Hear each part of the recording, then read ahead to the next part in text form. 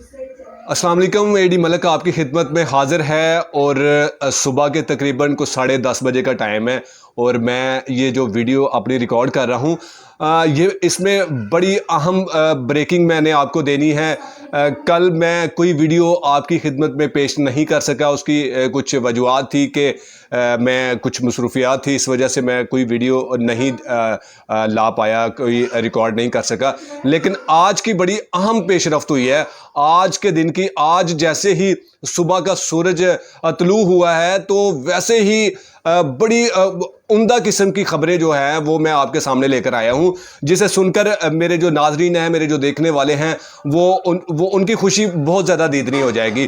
تو سب سے پہلے میں آغاز کرتا ہوں، ویڈیو میری آپ نے مکمل دیکھنی ہے۔ اس میں 2-3 خبریں ہیں جس کو میں آج آپ کے سامنے لے کر آیا ہوں، اور آج کا دن 18 اگست یعنی کہ آج بڑی اہم خبریں کراچی سے موصول ہوئی ہیں، اور صبح سے ہی آج میں کہتا ہوں کہ میری خود کی خوشی بڑی دیدنی ہے۔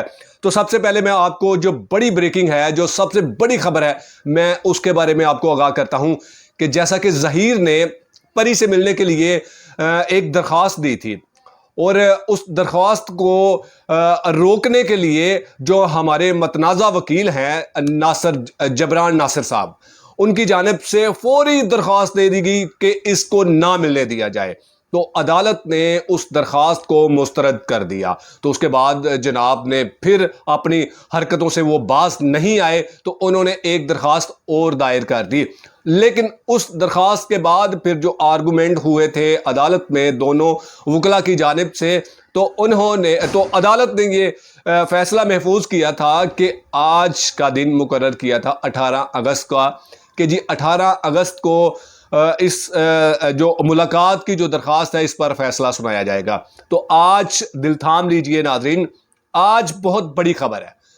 آج کی جو وہ درخواست تھی، اچھا میں اس کا تھوڑا سا آپ کو بتا دوں کہ پروسیس کیا ہوتا ہے۔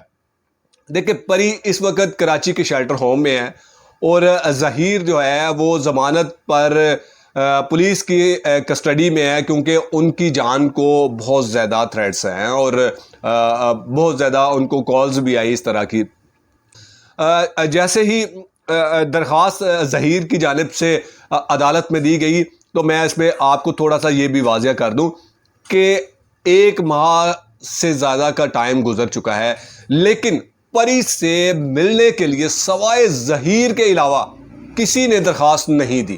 کیوں نہیں دی آپ سمجھتے ہیں، اور کس کس کو دینی چاہیے تھی یہ بھی آپ کو معلوم ہے، کہ وہ جو ضدی سسر ہیں ان کو چاہیے تھا، جو پچھلے 3 ماہ سے رونا پیٹ رہے تھے، جو لوگوں کو گمراہ کر رہے تھے، جو کبھی چھوٹے چھوٹے بچوں کو ان کی ویڈیو بنا کر آپ لوگوں کی ہمدردی سمیٹ رہے تھے۔ آج وہ کہاں ہیں؟ کیوں نہیں انہوں نے اپلیکیشن دی اپنی بیٹی سے ملنے کے لیے؟ اس لیے نہیں دی کہ انہیں پتا تھا کہ میں جو کر رہا ہوں وہ میں غلط کر رہا ہوں، اور اس کا نتیجہ آخر کار میری ہار ہے۔ لیکن ظہیر نے یہ فوری اقدام اٹھایا، اور اسے اٹھانا بھی چاہیے تھا، لیکن اس نے ان سب چیزوں کو دیکھتے ہوئے کہ شاید کوئی ملے، شاید کسی کی طرف سے درخواست آئے، لیکن نہیں، پھر اس نے یہ فیصلہ کیا کہ میں پری سے ملنے کی درخواست دیتا ہوں۔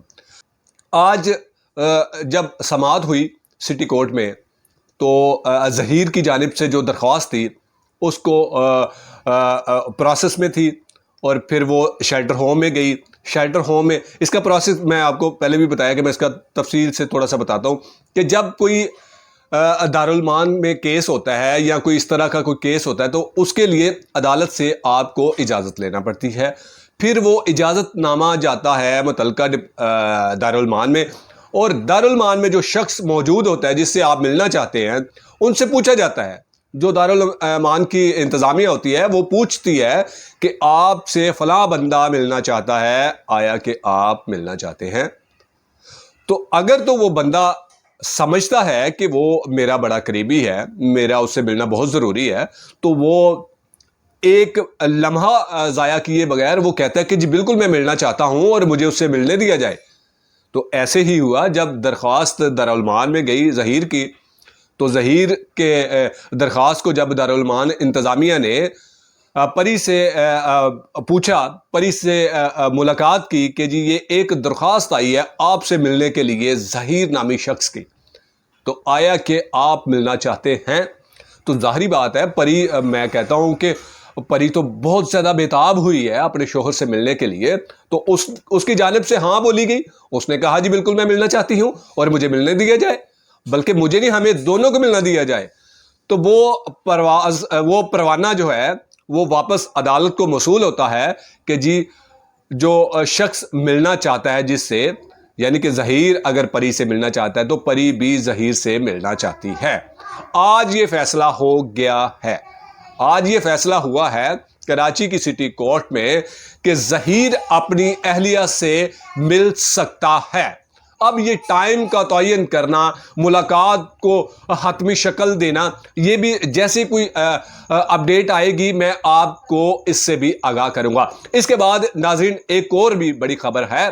وہ خبر یہ ہے کہ ہمارے جو متنازع وکیل صاحب ہیں ان کی جانب سے ایک درخواست دی گئی تھی کہ جی چوتھے تفتیشی افسر کو بھی تبدیل کیا جائے اور کسی ڈی آئی جی رینک کے افیسر کو مقرر کیا جائے.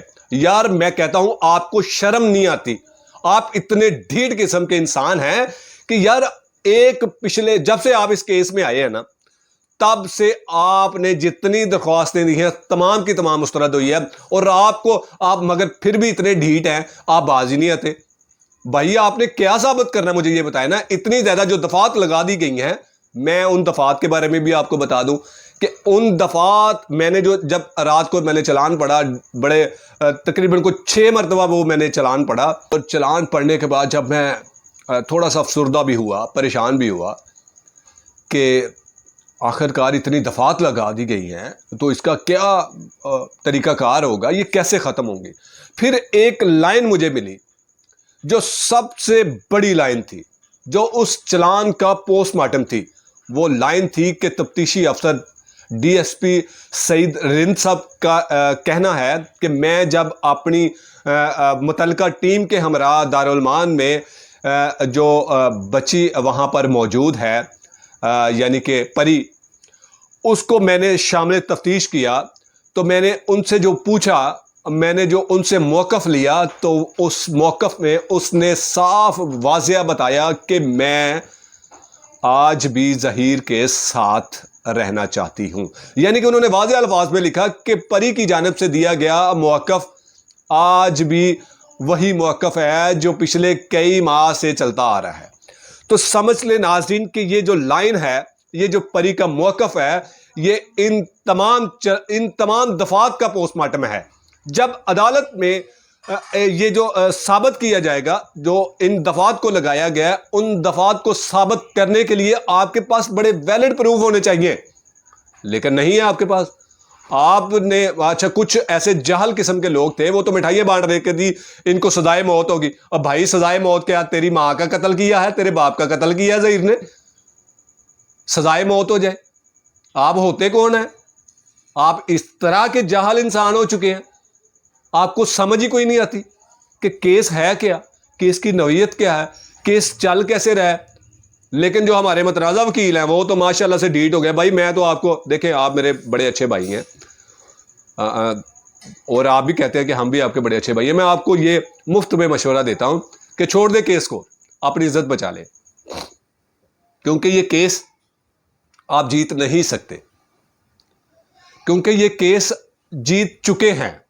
اور یہ جیت کون چکا ہے یہ آپ کو بھی پتا ہے. آپ کی تمام درخواستیں مسترد ہوئی ہیں، آپ کے تمام جو آپ کے حربے تھے وہ سب ناکام ہو چکے ہیں. آپ کا جو نکاح کو متنازع قرار دینے کا حربہ، انشاءاللہ ہم وہ لاہور میں اس کو ناکام کریں گے. اور آپ کو اگر آپ نے کیس نہ چھوڑا تو یقین کریں کہ آپ کی جو مٹی پلیت ہوگی نا، میں کہتا ہوں کہ وہ دن آپ کے لیے بڑا بڑا سخت دن ہوگا. آپ کو منہ چھپانے کے لیے کوئی جگہ نہیں ملے گی. تو اس لیے بھائی کا مشورہ ہے کہ چھوڑ دے کیس اور جینے دو ان بچوں کو.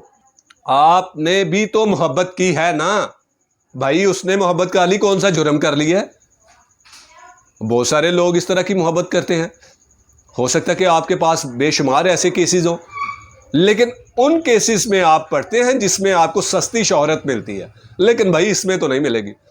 تو آج کی یہ جو اہم پیش رفت تھی، جو آج کی یہ بڑی اہم خبریں تھی، وہ میں نے آپ کے سامنے لائی اور میں نے آپ کو بتائی کہ آج یہ فیصلہ ہوا ہے۔ اب ظہیر پری کو کیسے ملتا ہے، کب ملتا ہے، اور اس کے بعد ملنے کے بعد جو کیا باتیں ہوئی ان کی آپس میں A to Z آپ کے سامنے وہ بھی لے کر آؤں گا۔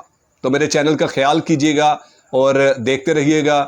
اسی کے ساتھ مجھے دیجیے اجازت، ملتے ہیں ایک اور بڑی خبر میں، تب تک کے لیے اللہ حافظ۔